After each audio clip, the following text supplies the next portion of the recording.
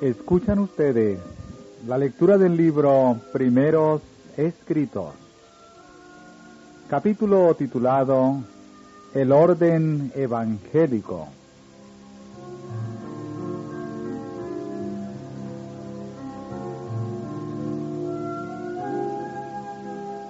El Señor ha mostrado que el orden evangélico ha sido temido y descuidado en demasía.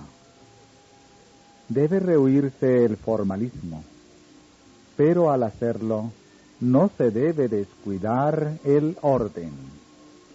Hay orden en el cielo. Había orden en la iglesia cuando Cristo estaba en la tierra, y después de su partida, el orden fue estrictamente observado entre sus apóstoles. Y ahora en estos postreros días, mientras Dios está llevando a sus hijos a la unidad de la fe, hay más necesidad real de orden que nunca antes, porque a medida que Dios une a sus hijos, Satanás y sus malos ángeles están muy atareados para evitar esta unidad y para destruirla. A esto se debe que se envíen apresuradamente al campo hombres que carecen de sabiduría y juicio, que tal vez no rigen bien su propia casa, y no ejercen orden ni gobierno sobre los pocos, de quienes Dios los ha encargado en su hogar.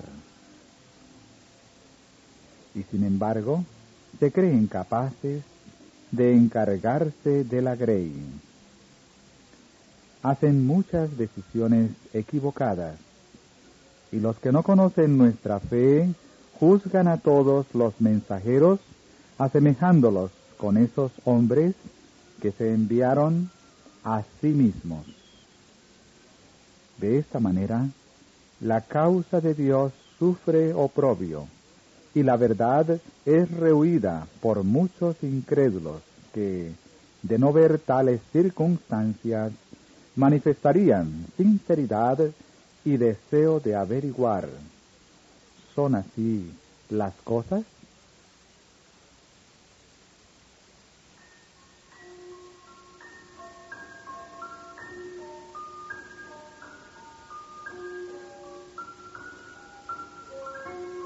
Hombres cuya vida no es santa y que no están preparados para enseñar la verdad presente, entran en el campo sin ser reconocidos por la iglesia o por los hermanos en general, y como resultado hay confusión y desunión.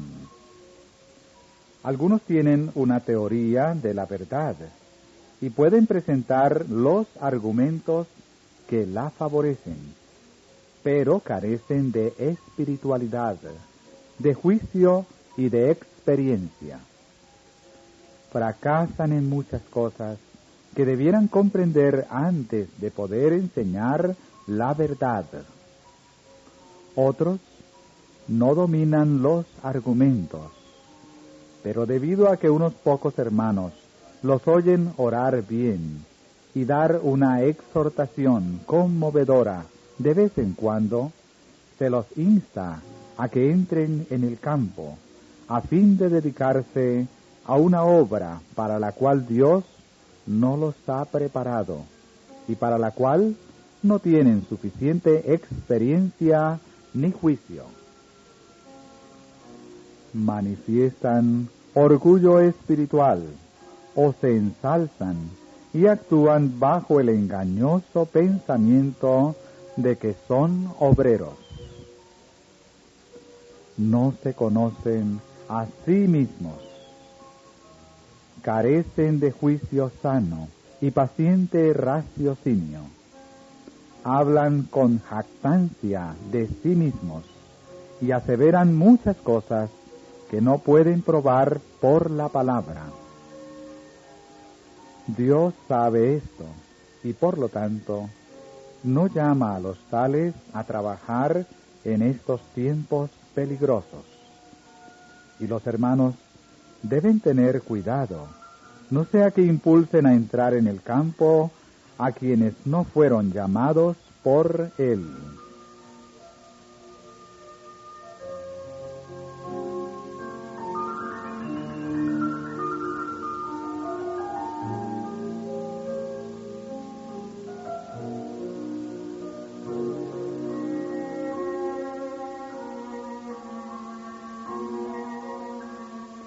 Aquellos hombres a quienes Dios no llamó son generalmente los que manifiestan mayor confianza de que han sido llamados y que sus labores son muy importantes. Entran en el campo y no ejercen generalmente una buena influencia. Sin embargo, en algunos lugares tienen cierta medida de éxito, y esto los induce a ellos y a otros a pensar que han sido llamados seguramente por Dios. Pues los ángeles de Dios están ahora influyendo en los corazones de sus hijos sinceros para iluminar su entendimiento en cuanto a la verdad presente, a fin de que la acepten y la vivan. Y aun cuando hombres que se enviaron a sí mismos se coloquen donde Dios no los puso y profesen ser maestros, y haya almas que acepten la verdad al oírlos hablar de ella, esto no es evidencia de que fueron llamados por Dios. Las almas que reciben la verdad por su intermedio serán luego sometidas a pruebas y servidumbre, porque descubrirán más tarde que estos hombres no andan conforme al consejo de Dios. Aun cuando hombres perversos hablen de la verdad, puede ser que algunos la reciban. Pero esto no aumenta el favor de Dios hacia aquellos que hablaron. Los hombres que son impíos siguen siendo impíos, y su castigo será según el engaño que practicaron para con los amados de Dios, y según la confusión que introdujeron en la iglesia. Sus pecados no permanecerán cubiertos, sino que serán expuestos en el día de la ira de Dios.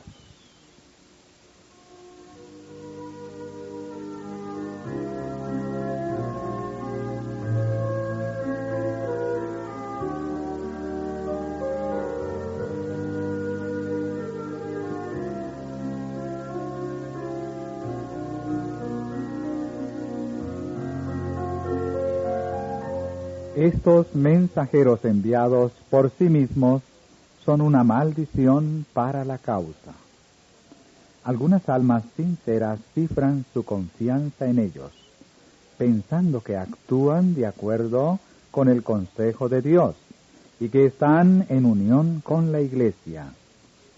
Y más tarde les permiten administrar los ritos, y al serles demostrado claramente que deben hacer sus primeras obras, se dejan bautizar por ellos.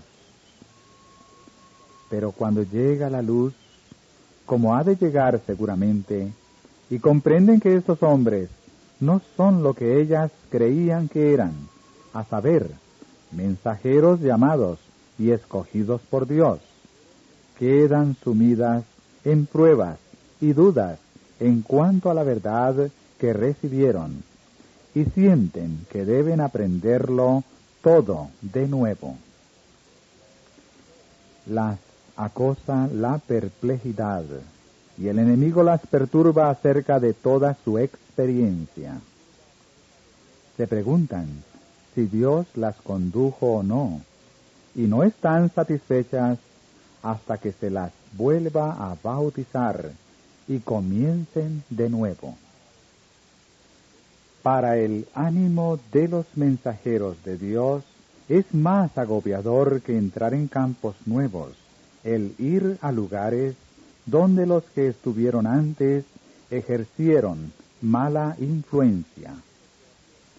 Los siervos de Dios tienen que actuar con sencillez y franqueza, y no encubrir el mal proceder, porque están entre los vivos y los muertos, y tendrán que dar cuenta de su fidelidad, de su misión y de la influencia que ejercen sobre la grey, y de la cual el Señor los hizo sobreveedores.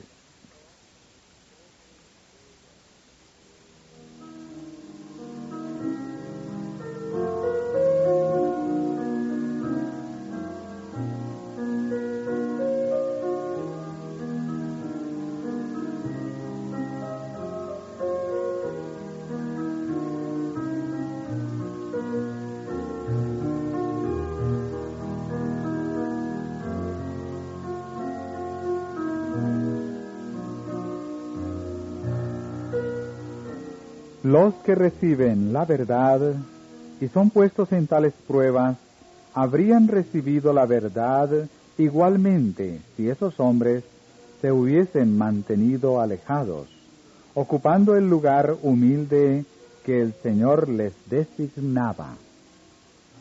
El ojo de Dios velaba sobre sus joyas y habría dirigido hacia ellas sus mensajeros llamados y escogidos, hombres que habrían obrado comprensivamente. La luz de la verdad habría brillado ante estas almas, les habría descubierto su verdadera posición, y ellas habrían recibido la verdad con el entendimiento, y habrían sido satisfechas con su belleza y claridad. Y al sentir sus efectos poderosos, habrían sido fuertes y derramado una influencia santa.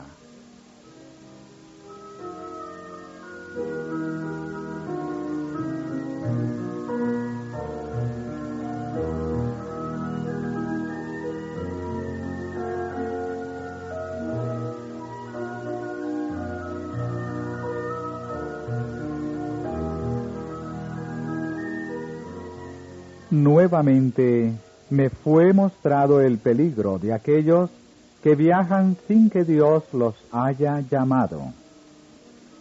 Si tienen algún éxito, se sentirá su falta de cualidades.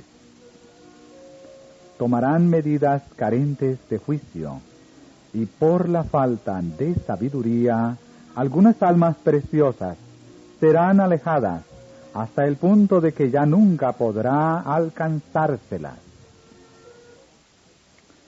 Vi que la Iglesia debe sentir su responsabilidad y averiguar con cuidado y atención la vida, las cualidades y la conducta general de aquellos que profesan enseñar.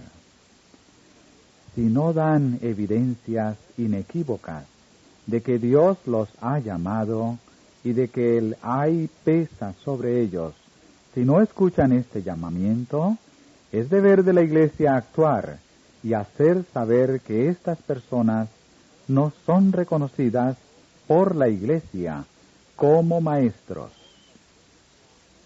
Tal es la única conducta que puede seguir la Iglesia para estar sin culpa en este asunto, porque a ella incumbe la carga.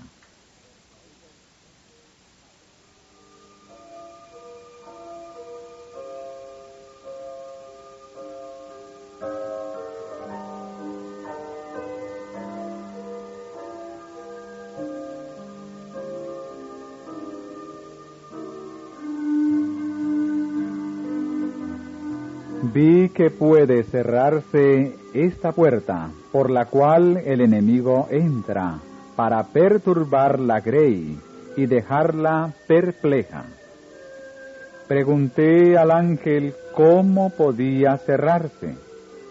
Dijo: la Iglesia debe recurrir a la palabra de Dios y establecerse en el orden evangélico que ha sido pasado por alto y descuidado. Esto es indispensable para introducir en la Iglesia unidad y fe. Vi que en el tiempo de los apóstoles la Iglesia estaba en peligro de ser engañada y explotada por los falsos maestros. Por lo tanto, los hermanos eligieron a hombres que habían dado buenas pruebas de que eran capaces de gobernar bien su propia casa y conservar el orden en sus propias familias, y que fuesen capaces de iluminar a los que estaban en tinieblas. Se interrogó a Dios acerca de ellos, y luego, de acuerdo con el parecer de la Iglesia y del Espíritu Santo, fueron puestos aparte por la imposición de las manos. Habiendo recibido su mandato de Dios, y una vez aprobados por la Iglesia, salieron a bautizar en el nombre del Padre, del Hijo y del Espíritu Santo, y a administrar los ritos de la casa del Señor, sirviendo a menudo a los santos, presentándoles los emblemas del cuerpo quebrantado y la sangre derramada del Salvador crucificado, a fin de mantener frescos en la memoria de sus amados hijos sus sufrimientos y su muerte.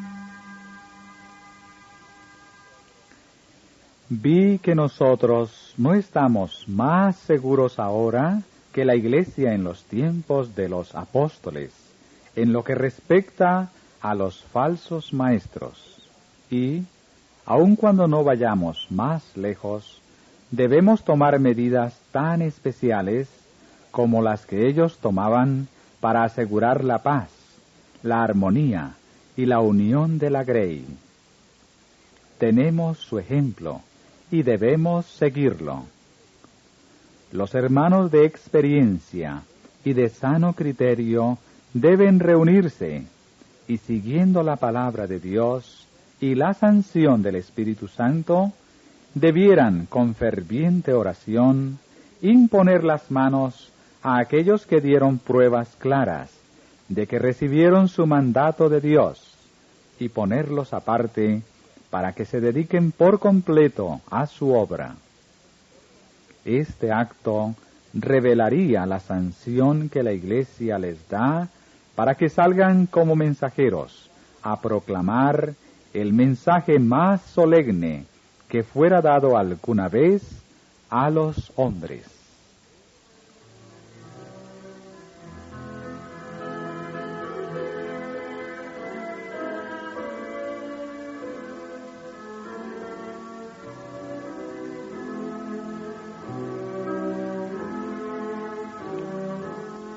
Dios no confiará el cuidado de su preciosa grey a hombres cuyo juicio y ánimo hayan sido debilitados por errores anteriores, como el así llamado perfeccionismo y el espiritismo, hombres que, por su conducta, mientras estaban en tales errores, se deshonraron y trajeron oprobio sobre la causa de la verdad.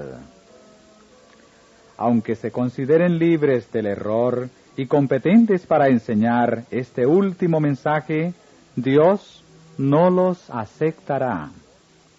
No confiará preciosas almas a su cuidado, porque su juicio se pervirtió mientras estaban en el error y está ahora debilitado. El grande y santo es un Dios celoso y quiere que su verdad sea proclamada por hombres santos. La santa ley promulgada por Dios desde el Sinaí es parte de Él mismo, y únicamente hombres santos que la observen estrictamente le honrarán enseñándola a otros.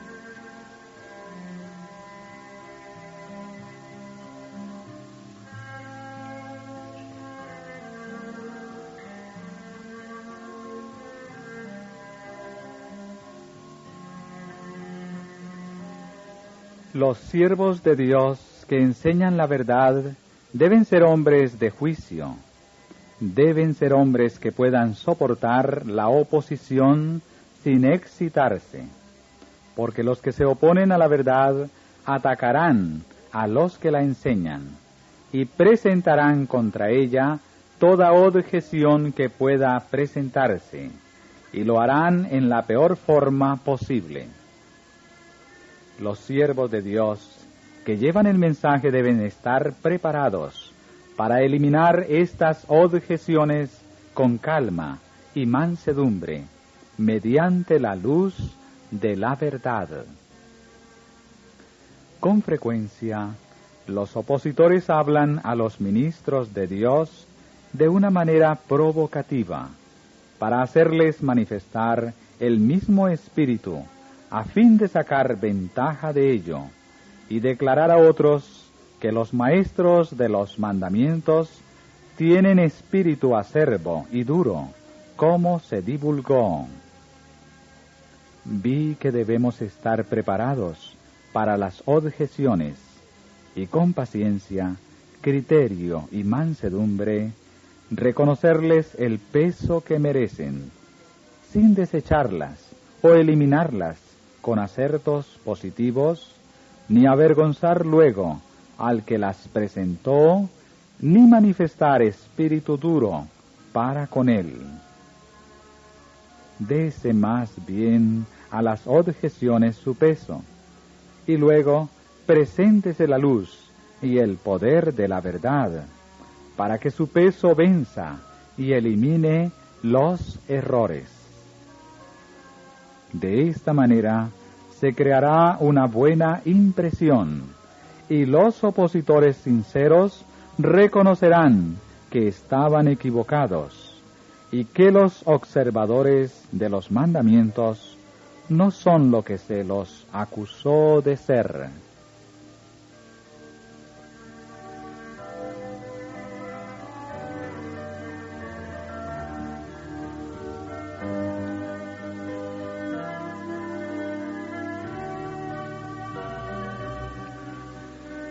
Los que profesan ser siervos del Dios viviente deben estar dispuestos a ser siervos de todos, en vez de creerse exaltados sobre los hermanos, y deben poseer un espíritu bondadoso y cortés. Si llegan a errar, deben estar dispuestos a confesarlo cabalmente. La sinceridad de las intenciones no puede usarse como excusa por no confesar los errores. La confesión no reduciría la confianza de la Iglesia en el mensajero, mientras que él daría un buen ejemplo. Se alentaría un espíritu de confesión en la Iglesia, y el resultado sería una dulce unión. Los que profesen ser maestros deben ser dechados de piedad, mansedumbre y humildad, es decir, deben poseer un espíritu bondadoso a fin de ganar almas para Jesús y la verdad de la Biblia. Un ministro de Cristo debe ser puro en su conversación y en sus acciones.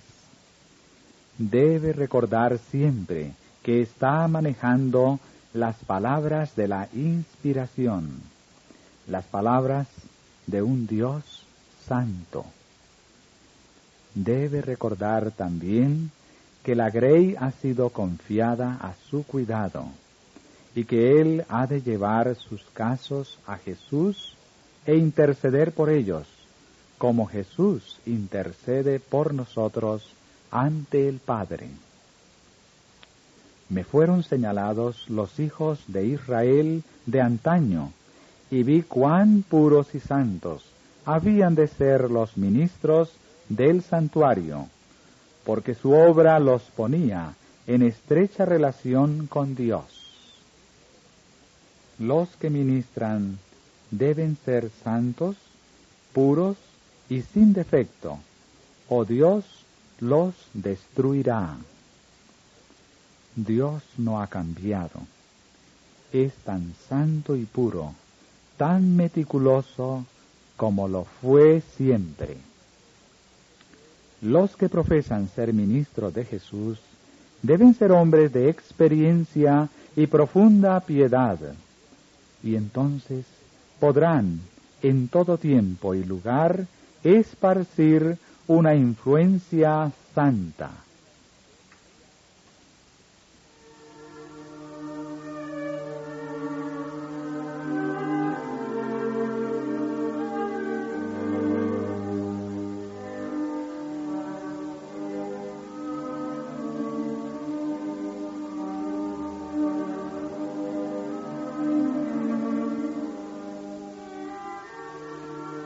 He visto que es ahora tiempo para que los mensajeros vayan doquiera se abra una puerta, y que Dios irá delante de ellos y abrirá los corazones de algunos para que oigan.